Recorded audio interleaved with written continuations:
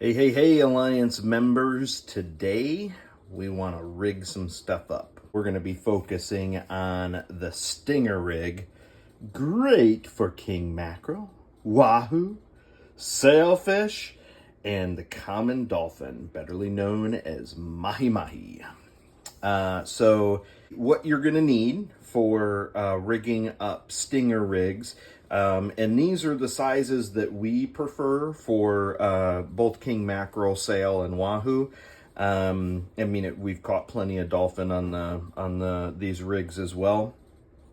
You're going to first need 7-strand. This is AFW Surflon. We're looking for 30 pound. It comes in bright black and camo, but we use 30 pound.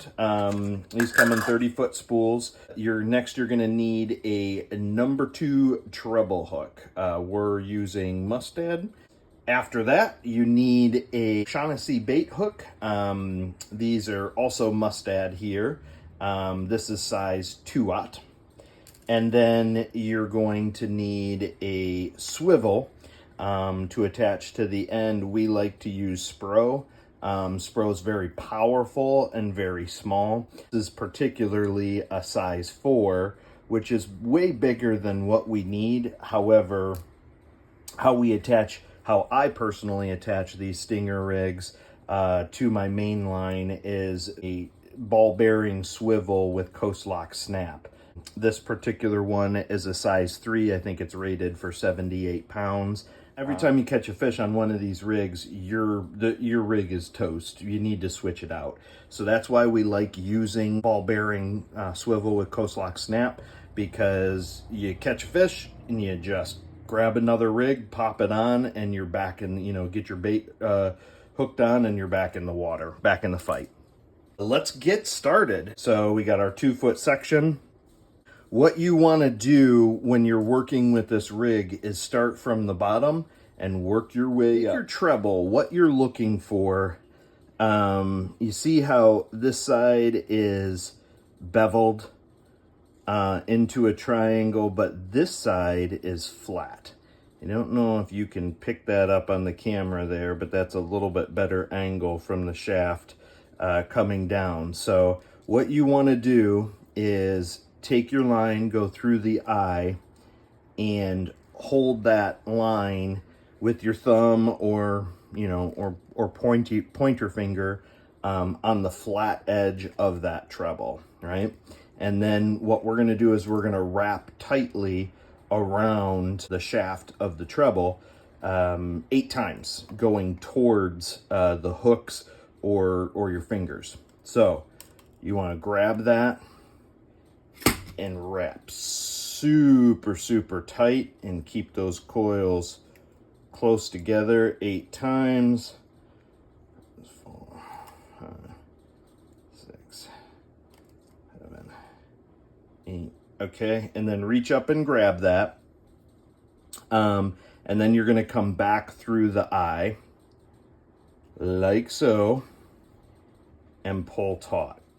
The next step, and we're going to keep pulling, can you keep that taut so that we're not losing leverage on those coils.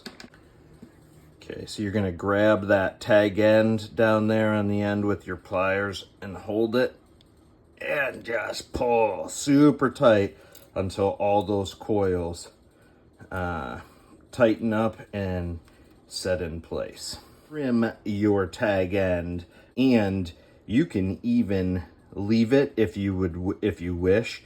It's not necessarily going to hurt anything hiding there in the shaft of the hook. We're going to take your bait, O'Shaughnessy bait hook, J hook, whatever you want to call it, and we're going to come through the eye with that bait hook. And what we want is we want that hook laying on the line itself, approximately 4 to 5 inches up from the treble.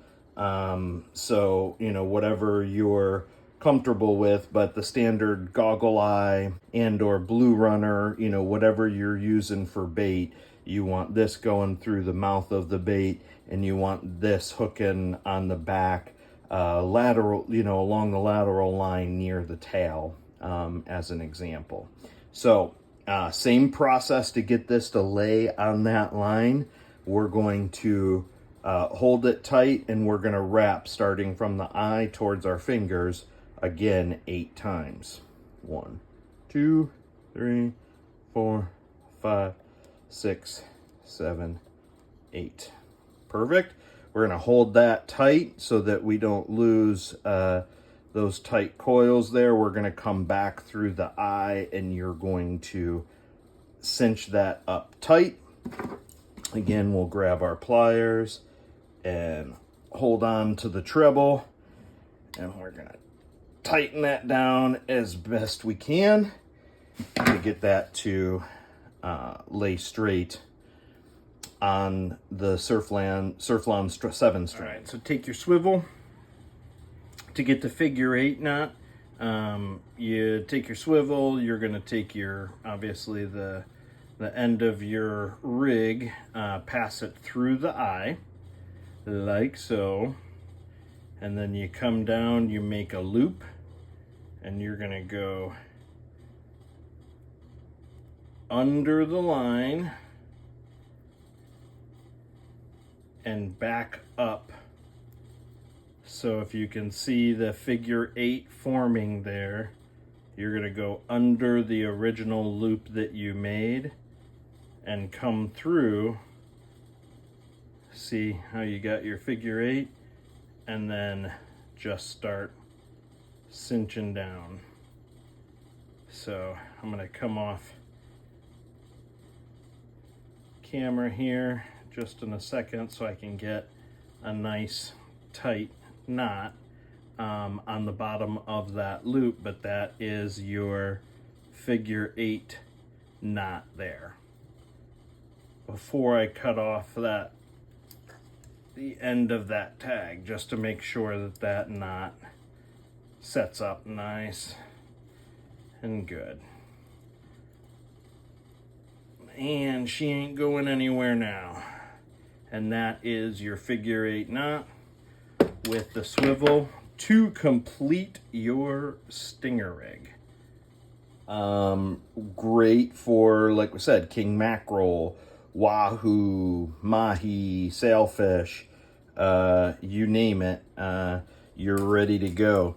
Last thing we will talk to you is storage and maintenance while you are out on the water. So with storage and maintenance, whether you're fishing via boat and or kayak, what we like to do, we will generally keep them in the individual bags that we package them in, and keep them in a Plano Sherlock tackle box within the bag so that they're not getting all hooked together. Because if these get hooked together in a tangled, like, it quickly creates a tangled mess and you can never get it apart. Otherwise, what we do is take a pool noodle. Very simply, we've got them on PVC. Let me find where, there we go. And we cut slits in the pool noodle, so we just pop the end of it in there and wrap it gently around the pool noodle, right? Embedding the end of one of the trebles into the pool noodle like so. And then we pop this in a rod holder, and we line them up, right? Pop them in a rod holder so that we can use it for that day. 2 little storage options to keep it from becoming a tangled mess and or hooking yourself and everything. So we hope you enjoyed today's rigging tutorial for the stinger rig. Again, great for the bucket list fish for king mackerel, wahoo, sailfish, mahi, and a few other species.